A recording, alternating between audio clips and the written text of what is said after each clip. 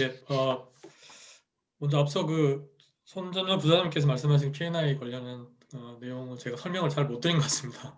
제너럴 인크리즈는 그 선납보험료, 어드밴스드 콜의 그 변동 비율을 이야기하는 거고요.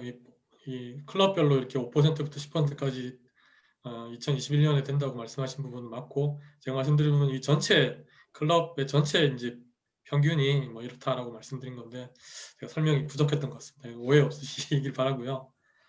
그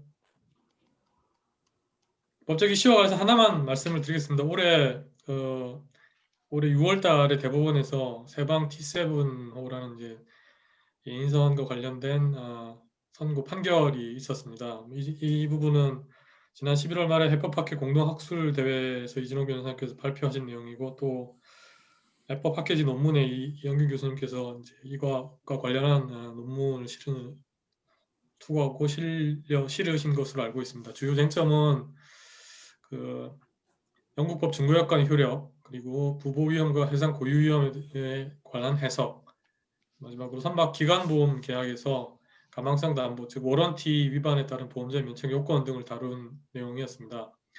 대법원은 이 선주의 프리비티, 뭐 악의 혹은 고의라고 이제 해석이 되는데, 에 의한 부적절한 예인 방법의 사용은 가망성 담보 위반에 따른 보험자 면책을 인정할 수 있는 사유가 될 수 있다고 판시한 내용이고요. 특히 이제 원심에서는 이 가망성 담보 위반에 따른 보험자 면책 이외에 이제 적법성 담보도 인정한 내용도 있었습니다. 요 판결은 이렇게 이제 마무리가 됐지만, 향후 이제 영국 보험법 2015가 적용이 된다면 이러한 명시적 혹은 묵시적 워런티 위반으로 인한 보험자 면책이 뭐 지금처럼 이렇게 쉽게 인정될 것으로 보이지는 않고요. 이 워런티 내용이 아시다시피 정지적 조건화되고 사고와의 인과관계가 요구되고 특정 책임이 보험자한테 많이 가기 때문에 이러한 부분은 향후 이제 많이 달라지지 않을까 하는 예상을 해봅니다. 이상입니다. 예, 간단하게 해주셨는데 그 세방 T7 사건에 대한 소개가 있었습니다. 아마 우리가 오후에 그 이상엽 변호사가 그 2020년 해상법 판례 소개할 때 아마 다시 나오지 않나 싶습니다. 예, 감사드리고요. 다음은 우리 정문기 박사님께서 화주 물류 쪽의 법적 쟁점을 말씀해 주시겠습니다. 정 박사님 부탁드립니다. 네.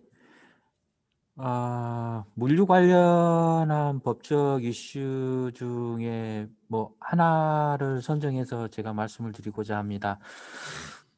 대기업의 물류 자회사가 우리가 이제 2PL 해서 이자 물류 회사라고 합니다. 그래서 세컨 파트 로지스트라고 하는데, 우리나라 같은 경우는 이제 1위가 현대글로비스, 네, 뭐 삼성 SDS, 글로벌 롯데 노지스틱, 뭐 CJ나 CJ 대한통운, 판토스, 이런 이제 대기업 물류 자회사를 이자 물류 회사라고 하고, 여기에 대해서 이제 일감 몰아주기 규제하고 계열사와 내부 거래 비율이 30% 이상인 대기업 물류 자회사를 대상으로 해서 그 내부 거래 시에 해운산업발전 부담금을 부과하는 이제 해운법 개정안이 발의가 돼서 입법화가 진행되고 있습니다. 현재 공정거래법상의 이제 특수관계 지분 30% 이상인 경우에는 그 내부 거래를 한 기업에게 일감 몰아주기 과징금을 부과할 수 있게 돼 있고요. 상속세법상의 이제 내부 거래 비율이 30% 초과한 경우에는 증여의제로 적용해서 과세를 하고 있는 상황입니다. 그래서 이번 그 해운산업 발전 부담금 관련한 해운법 개정안 내용을 보면 대기업 계열사와의 내부 거래 비율이 30% 이상인 대기업 물류 자회사를 대상으로 합니다. 그리고 연매출 10% 이내에서 해운산업 발전 부담금을 부과하고 징수합니다. 그래서 해운산업 발전 부담금으로 조성된 재원은 이제 경쟁 있는 물류시장 형성하고 해운법 경쟁력 강화를 위해서 쓰이는 것을 내용으로 하고 있고요. 우수 선화주 업체로 인증받은 기업은 해운산업 발전 부담금을 감면받을 수 있는 것을 내용으로 하고 있습니다. 그래서 근본 해운산업 발전 부담금 부과 관련한 이런 해운법 개정안은 뭐 대기업과 중소기업 간의 이제 상생 협력이라든지 뭐 건전한 거래 질서 조성 이게 이제 목적이겠지만 그 해운산업 재건 그 5개년 계획에 따른 해운산업 발전을 위해 이런 이제 법적으로 지원하는 것뿐만 아니고 좀 글로벌 종합 물류 기업인 이제 머스크라든지 페덱스 뭐 DHL이라든지 에버그린과 같이 이런 해외 글로벌 그 종합 물류 기업하고 대등하게 경쟁력을 갖추는 국내의 이 이자 물류의 글로벌 종합 물류 기업 육성을 위해서 이런 그 징벌적 기재인 해운 산업 발전 부담금을 부과하는 것뿐만이 아니고 물류 핵심 역량을 가진 이런 이자 물류 기업 아니면 삼자 물류 기업 내지는 사자 물류 기업 등 글로벌 종합 물류 기업 육성하는 데 그런 이제 정책을 펴는 데 집중할 필요가 있다고 생각이 듭니다. 간략하게 해운법 개정안을 말씀드렸습니다. 이상입니다. 예, 감사합니다. 그러니까 정문기 박사님 취지는 이런 것 같습니다. 그게 뭐 그 해운산업 발전 부담금을 이자 물류 회사들한테 뭐 그 부과시키는 것에 대한 뭐 소개를 해주시면서 그뿐만 아니라 이자 물류 회사를 글로벌 그 종합 물류 회사 페덱스와 DHL 같은 회사로 만들어주는 정책도 한꺼번에 펴야 된다 이런 주장이셨습니다. 예, 좋은 말씀 감사드리고요. 저 질문사항이 하나 있는데요. 네, 네, 그 정문기 박사님 말씀하신 거, 이자 물류의 그룹사 물량 비중이 30%라고 말씀하셨죠. 근데 이 30%가 그 동전의 양면이 있는데, 예를 들면은 대기업 이자 물류들이 지금 추구하고 있는 형태가 그룹사 물량 30% 선을 넘지 않기 위해서 일반 화물을 마구잡이로 지금 집화를 하고 있습니다. 이 자체가 그 물류 생태계에 큰 교란 요인으로 되고 있는데, 예를 들면은 그룹사 물량 전체를 100으로 놓고 그 그룹사 물량의 30%만 핸들링 하세요라는 거 하고, 자사가 핸들링한 전체 물량 중에 그룹사 물량이 30% 미만이어야 한다라는 것은 하늘과 땅 차이가 있습니다. 이 부분이 지금 말씀하신 내용이 좀 반영이 되어 있는지 좀 궁금합니다. 이 지금 내부 거래 비율 부분이 30% 부분을 이제 카운팅 할 때 그 사장님께서 말씀하신 내용 부분이 이제 반영돼 있냐 하는 부분은 제가 그 깊숙이 들여다보지 않아서 좀 확인이 필요할 것 같고요.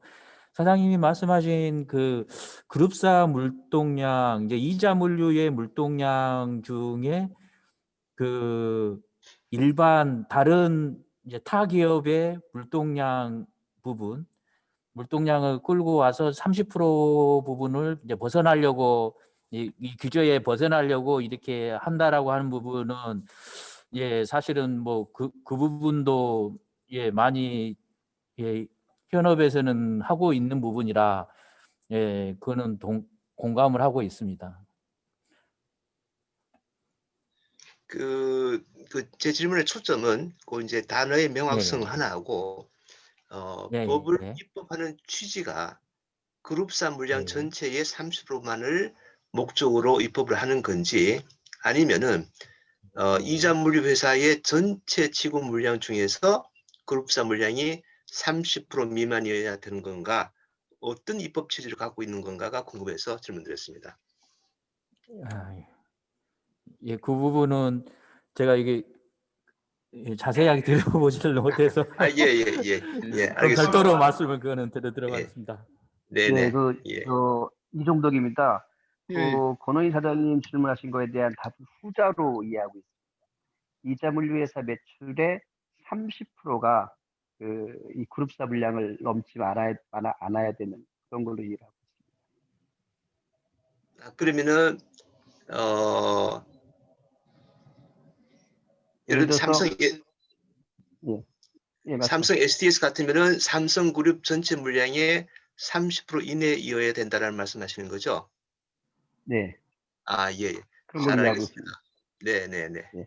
또 한 가지는 이제 그렇게 하기 위해서 30%를 넘지 않기 위해서 이제 일반 시장에 진입한다는 그 개연성이나 그 가능성을 충분히 이해하는데 반대의 경우에 그 특수관계인의 물량 쪽에만 100% 지원을 하면서 일반 3자 물류 시장에는 전혀 단 한 개의 컨테이너도 영업을 하지 않는 이자 물류에서도 국내에 존재를 해요. 그렇다고 한다면은 좀 네. 정문기 박사님 말씀하신 입법안은 타당한 것인가에 대한 의문이 또 있습니다. 예를 들자면 삼성 로지스틱스 같은 경우는 삼성전자 물량을 100% 핸들링하지만 자기네 매출에 대신에 일반 3자 물류 시장에는 전혀 진입을 안 한다는 거죠. 그럼 여기서 네. 타당성이 있는 거냐에 대한 이제 질문이 있습니다. 그건 나중에 이제 후에 혹시 논의가 필요하면 다시 논의를 하는 걸로 하시죠. 네, 잘 알겠습니다. 네. 예, 이 부분은 뭐 여러 가지 논의가 가능할 것 같아요. 이게 과연 합당한 것인지. 근데 이제 저는 이런 생각하고 있어요.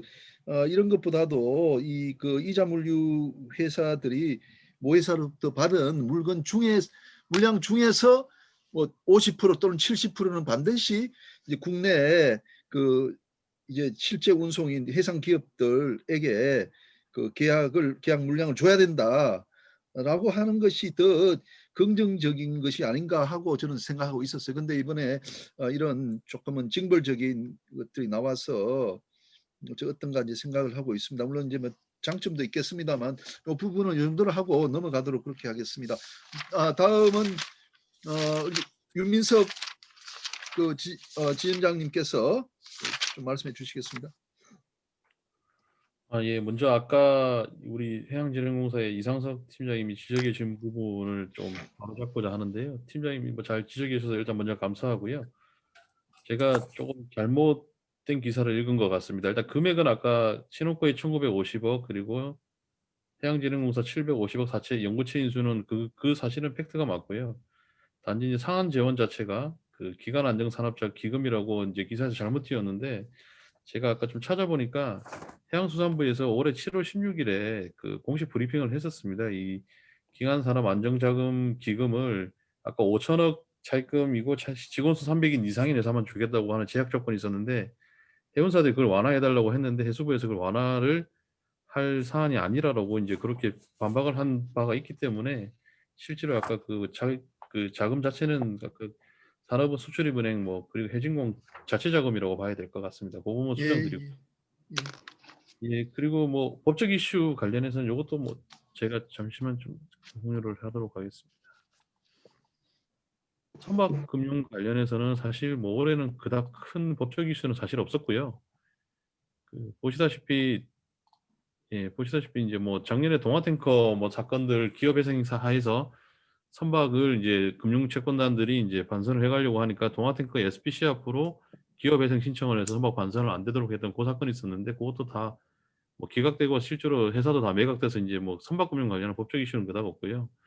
다만 이제 제가 실무를 하면서 이제 이게 해운사 분들하고 은행에 계시는 분들이 외환 신고 관련해서 이 선박금융 관련한 외환 신고를 그냥 뭐 기존에 하던 대로 그냥 관리화하고 계셔서 이 부분만 간단하게 좀 바로잡고 올해 있었던 내용만 좀 얘기하고자 합니다. 예. 이 보통 그 세일즈 앤 리스백 프로그램을 이 아까 유동성 공급 프로그램이 선박금이 있다고 말씀을 드렸는데요. 그 구조도를 제가 한번 그려봤는데 여기 보시다시피 이 선박 투자회사 투자회사를 국내 제주도에 설립을 합니다. 이 운용사들이 그러면 이제 이게 해양진흥공사가 될 수도 있고 자산관리공사가 될 수도 있습니다. 여기서 출자가 들어가거든요. 그럼 이 거주자입니다. 이 거주자인 선박투자회사가 이 해외 SPC, 뭐 마샬, 파나마, 요즘에 라이베리아도 열심히 하시는데 이 세 군데 해외 SPC에다가 이제 선박을 지적을 하게 됩니다. 그런 경우에 이제 보통 선박 투자 회사에서 이 출자받은 대출 선박 매입을 위해서 이 해운사가 기존에 가지고 있던 배를 이 SPC에 매각을 하거든요. 출자를 받아서 대출을 해주게 됩니다. 이 대출을 해주면 이 거주자가 비거주자한테 대출을 하게 되는 그런 상황이 발생을 하는데요. 거주자가 비거주자한테 대출을 해주게 되면 기본적으로 외국관 관리 규정상 7-16조에 나와 있습니다. 그 대출 기간이 1년 미만인 경우에는 금전대차 신고라는 걸 하도록 되어 있습니다. 그리고 외국관 거래법 시행령 8조 1항 4호에 보면 그 대출이 1년을 초과하는 1년 이상을 하는 경우에 초과가 이상입니다. 이상이 가는 경우에는 해외 직접 투자 신고를 하도록 되어 있습니다.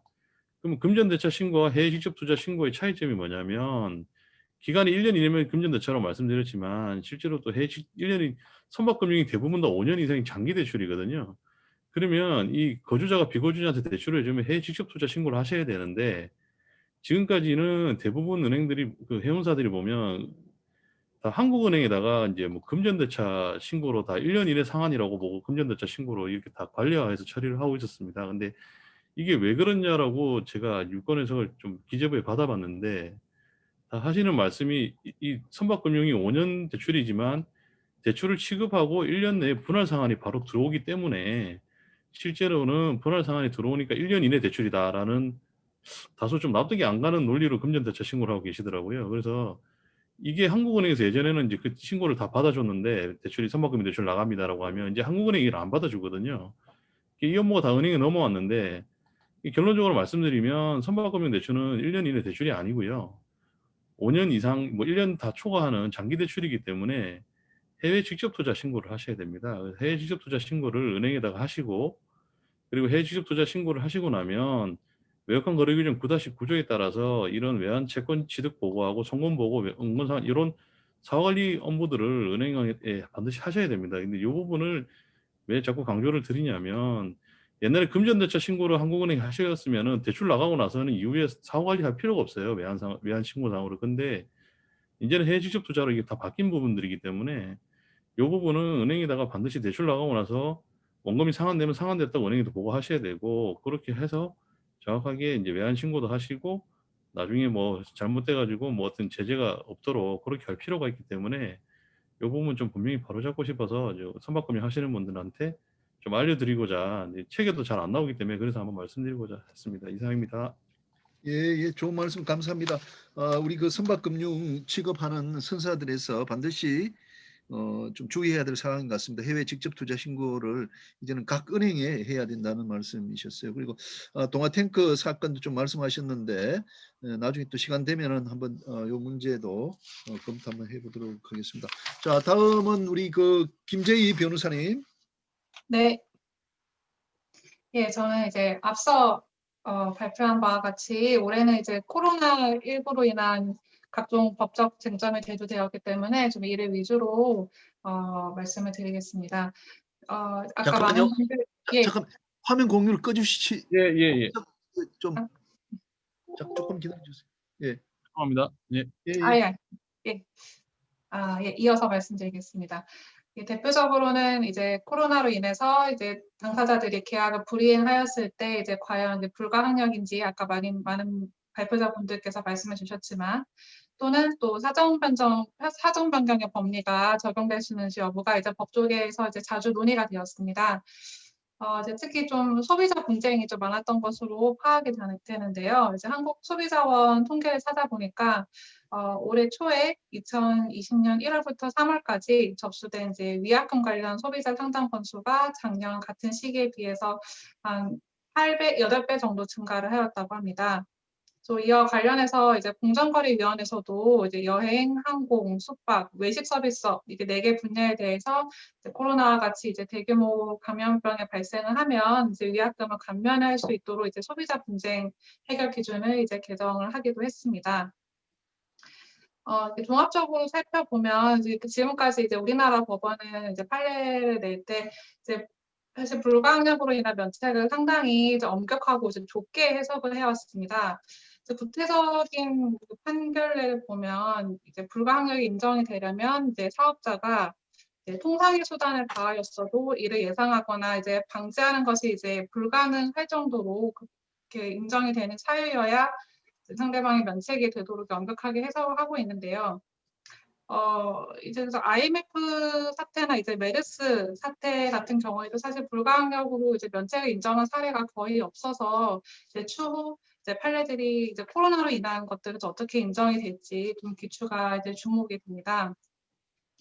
또 이제 많은 용선 계약이나 이제 운송 계약, 또 건조 계약에서 이제 중거법을 사용하고 있는 이제 영국법에서는 이제 우리나라와는 조금 다르게 당사자들 간의 이제 계약에서 불가항력 사유를 어떻게 정의를 내리고 또 어떠한 사정에 있어서 해당 불가항력적인 사유가 이제 계약 불이행에 어느 정도 영향을 미쳐야 되는지 또 어떻게 규정하느냐에 따라 좀 다르게 해석이 되고 있어서 우리나라와는 좀 다른 태도를 취하고 있는데요. 관련해서 이제 사안들이 좀 올해도 많이 있었긴 했지만 내년에도 좀 참고할 만한 사례들이 많이 나올 것으로 좀 예상이 됩니다. 그리고 이제 관련 좀 구체적으로 살펴보면 이제 회사법 조계 자체 내에서는 이제 용선 관계나 이제 조선 계약 이행 등 다양한 좀 이슈들이 대두가 됐었는데요. 올해 초부터 이제 여러 세미나에서 제가 논의되었다고 알고 있는 쟁점으로는 이제 용선 계약 분쟁에서 안전항 문제, 특히 이제 입항 항구가 이제 코로나의 확산이나 이제 검역이 강화되어서 좀 지체가 됐을 때 이를 안전항이 아님을 이유로 또 입항 거부를 할 수 있는지 여부, 혹은 용선료 이제 지급 중단, 오프하이어 문제 등이 좀 많이 논의가 됐었습니다.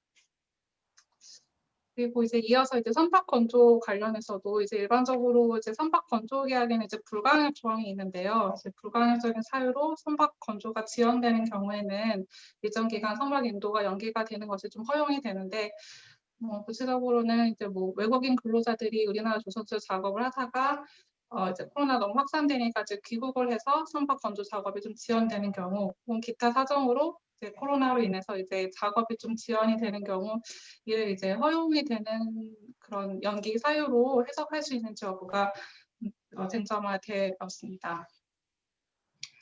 관련해서 이제 우리나라 정부 행정부처에서 조금 지침이나 유권 해석을 내린 게 있어서 찾아봤는데요.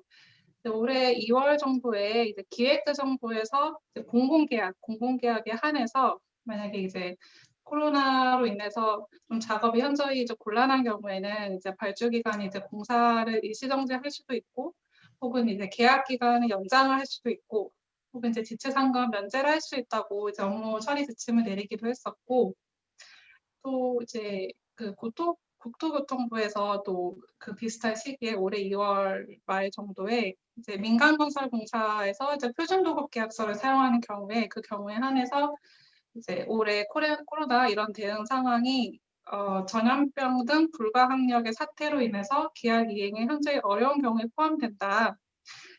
그런 취지로 이제 유권 해석을 내린 적이 있습니다.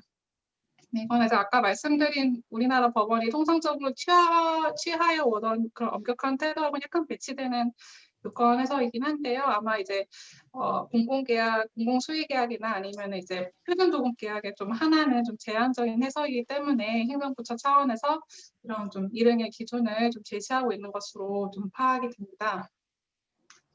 그래서 이제 앞으로 이제 이것들이 분쟁화가 된다면, 혹시 분쟁화가 된다면 이제 법원 판례와 어떻게 융화가 될지 이것도 역시 좀 지켜봐야 될 것 같습니다. 그리고 앞서 이제 권호혜 사장님이나 권우정 부장님 많은 분들이 말씀해 주셨던 것처럼 좀 선언의 근로와 관련하여 좀 주목할 만한 좀 쟁점들이 있었습니다. 아까 많이 말씀해 주셨지만 이제 선언의 하선이 좀 장기간 동안 좀 지연이 되는 경우가 이제 아직까지도 많이 발생이 되고 있는데요.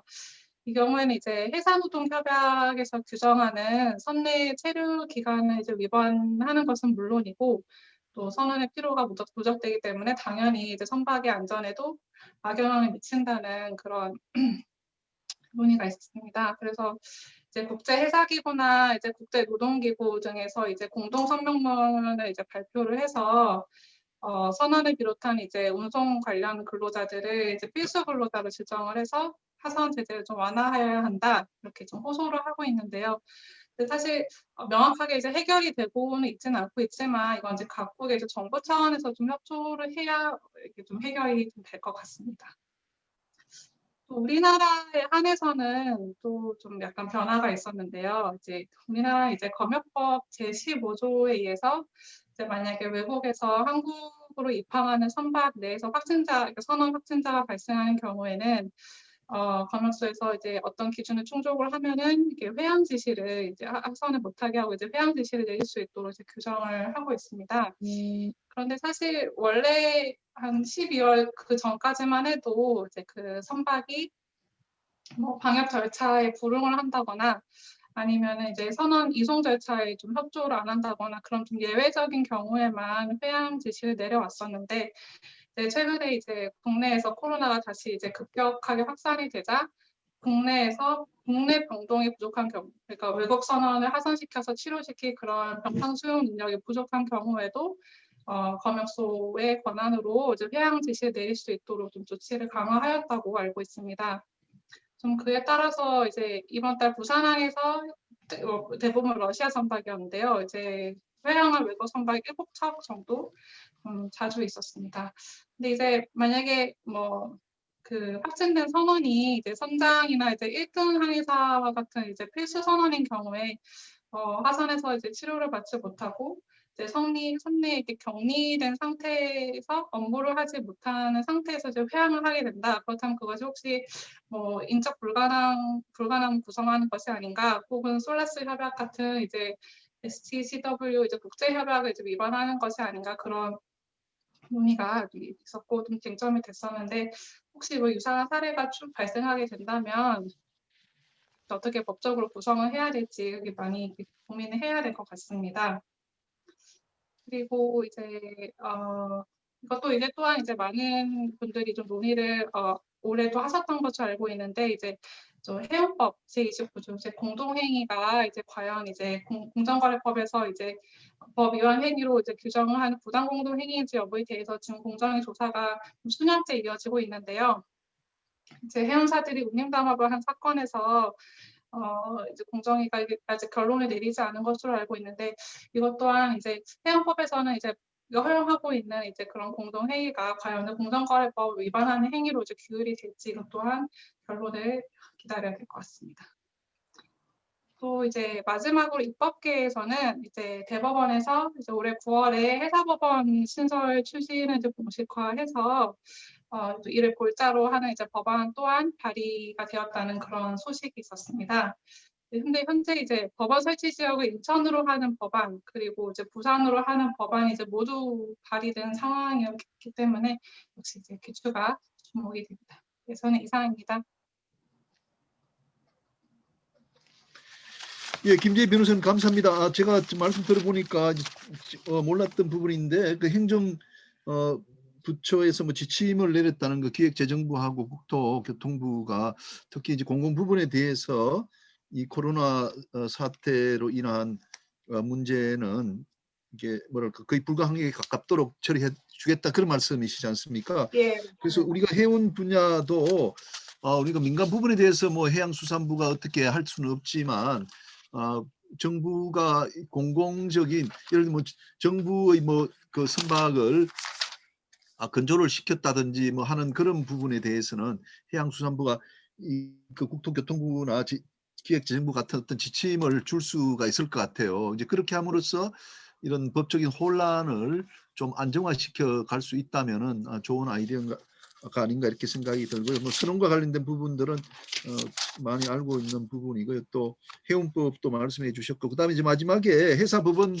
문제이신데 사실은 오늘 참석하신 그 해법학회가 이미 우리가 이제 10년부터 그 작업하고 있는 것이 한국 해사법정 활성화의 문제였거든요. 그래서 서울 그 해사 중재 협회도 우리가 만들었고, 그리고 이제 그 해사 전담부를 서울, 부산 그리고 또 1심 법원 그리고 이제 그 항소심, 고등법원까지 만드는 우리가 성과를 또 거뒀습니다. 그리고 이제 해사법원 설치도 2015년에 사실 해법학회가 그러니까 이제 19대 국회 마지막 때 우리가 이제 발동을 그래서 먼저 시작했더랬습니다. 그게 이제 2020대 국회에 와서 이제 그 법안을 이제 이제 한국해법학회 또 활성화 추진위원회 안이 하나 있었고 인천에서 2개가 나왔고 부산에서 이제 2개가 나왔고 그래서 이제 5개 법안이 있었습니다. 근데 이제 회기가 바뀌어가지고 지금 21대에는 부산하고 이제 인천만 냈고 한국해법학회와 이제 추진위원회는 지금 이제 그 어떤 종합되는 법안 통합안을 만들기 위해서 현재 작업하고 있습니다.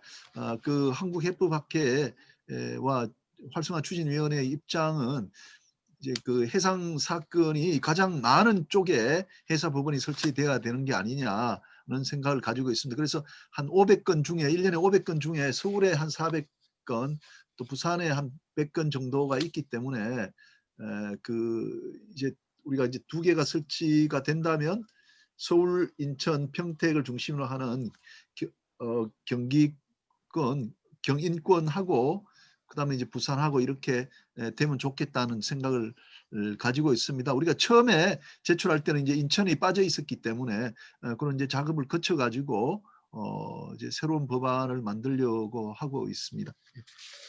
자, 제가 이제 그렇게 설명을 하고 넘어가고 있고, 자, 그다음에는 이제 3번째 라운드로 인적 그 부분입니다. 혹시 인사 이동 같은 부분에서 말씀하실 부분이 있으시면 말씀하시고 없으면 이제 빨리 넘어가도록 그렇게 하겠습니다. 아까 순서대로 손점열 회장님부터 먼저 말씀하시겠습니다.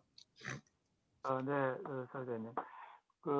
들어가기 전에 조금 전에 김재희 변호사님이 코비드 19와 관련해서 계약 법적 관점을 자세히 설명해 주셨는데 참고로 저희 해법학회에서 지난달에 가을철 학술대회를 통해서요 코비드 19와 관련해서 운송 계약상의 문제 또 선원 계약상의 문제 선박 건조 계약상의 문제 3가지 주제를 갖고 학술대회를 했었습니다. 그리고 이 자료들은 꽤 상세히 각종 쟁점을 분석하고 발표했고 토론을 거쳤는데요. 발표 내용은 한국해법학회의 홈페이지에 지금 올려져 있습니다. 참고하시 바라고요. 아까 권영정 부장님께 제가 조언을 드린다는 게 저도 이 직업병이 발병해서 제너럴 에버리지라고 했구만요. 제너럴 인크리스인데 죄송합니다. 인적 분야에 대해서는 제가 또 이쪽 내양 업계에 발을 들는 제가 짧고 또 사실 새끼 발가락만 담고 있어서 이쪽 분야 부분은 제가 말씀드릴 사항은 아닌 것 같습니다. 저는 퇴출하겠습니다. 예, 감사합니다. 다음은 권오인 사장님 부탁드리겠습니다. 하나만 말씀드리겠습니다. 엊그저께 매체에 HMM 선원 노조가 굉장히 강경한 노조로 요구한 게 임금 인상 문제가 하나 있고요. 선원들 근무 처우가 너무 열악하다. 2가지를 이렇게 주장을 했는데 그 주장의 수위가 굉장히 높은 것 같아요. 사실은 코비드 19을 이렇게 지나오면서 그렇지 않아도 선원들의 지위라 그럴까요? 사회적으로 인정받는 굉장히 좀 열악하다라고 인식이 되어 있는데 거기다 코비드 19이 생기고 또 앞으로 가면서 이 선원들이 갈수록 매력이 없는 직장이 되지 않을까. 과연 선원들이 계속 유입될 수 있는 이런 사회 환경이 될 수 있을까. 이런 부분이 앞으로 과제가 될 것 같습니다. 선사들도 고민이 많을 것 같은데 이 부분은 당장의 어떤 안을 내기보다는 좀 시일을 두고 고민을 해야 되지 않을까. 그 이슈 하나 말씀드리겠습니다. 이상입니다. 예, 감사합니다. 혹시 권오인 사장님 STX가 저 흥하 해운 쪽을 인수하던 걸 포기했다고 어제 밤인가 신문에 난 것 같더라고요. 예, 어젯밤에 그렇게 그 뉴스에 떴는데요. 그게 인사하고 다 연결이 될 것 같은데. 예, 예. 예, 아직까지 그 내용은 그 확인이 안 됐는데 굉장히 의외의 결과가 나온 것 같아요. 의외의 결과. 그래서 예. 어떤 내용이 조금 더 봐야 될 것 같은데 아마 해상 분야가 좀 더 큰 리스크가 있지 않느냐라는 건지 아니면 뭐 또 다른 하자가 있는 건지는 잘 모르겠습니다만 어쨌든 결과는 딜이 깨진 것 같습니다. 예. 아니 제가 듣기로는 흥하해운이 그 여러 자회사를 많이 가지고 있어 가지고 네, 이게 그 이제 STX가 이걸 인수하면은 그런 뭐랄까 인사권을 행사할 수 있는 게 굉장히 많아지는 모양이더라고요. 네. 그 막 이거 지금이 이제 우리가 인사와 관련되는 거니까 흥하해운이 그 지분을 갖고 있는 우리 해운계가 뭐 어떤 저 회사들이 있나요? 흥하해운과 관련된 회사들이요. 영향을 받는 데가 진 인페리가 있고요. 진 예, 페리요. 인천 친항 따고 다니는 카페리. 진 카페리. 그다음에 예, 연운항 페리도 있고요. 인천 연운항. 연운항 페리. 그다음에 그 수빅만에 투자한 그 투자가 있고요. 그다음에 필리핀의 수빅 말씀하시나요? 예, 수빅. 아, 예. 그다음에 흥하 로지스틱스라고 그 국제 물류 회사가 하나 있고요. 그다음에 창원에 그 볼트를 만드는 볼트 제조 공장이 있습니다. 그 볼트. 외로도 예, 여러 회사가 있는 걸로 알고 있는데 그렇습니다. 그러면 지금 흥하는 그 컨테이너는 이미 잠금하고 뭐 합병이라 그러나 뭐 하여간 그렇게 처리가 됐고 네. 컨테이너 전기선사는 네. 지금은 남아 있는 흥하의 처리 문제인 거죠. 그렇습니다. 그 케미칼 부분하고 그 잔존 법인이라고 얘기를 하는데 케미칼 부분하고 계열사 부분을 이번에 그 딜을 했었는데 막판에 깨진 것 같습니다. 케미컬하고 계열사 그 흥하해운 잔존. 네. 잔존 부분. 예, 감사합니다. 네. 그렇게 해서 정리해서 우리 기록이 남기면은 뭐 독자들한테 도움이 될 것 같습니다. 자, 다음은 권호정. 혹시 뭐 인사이동 같은 쪽에 말씀? 예, 뭐 보험업계는 사실 민영보험업계는 큰 뭐 특별한 사항은 없고요.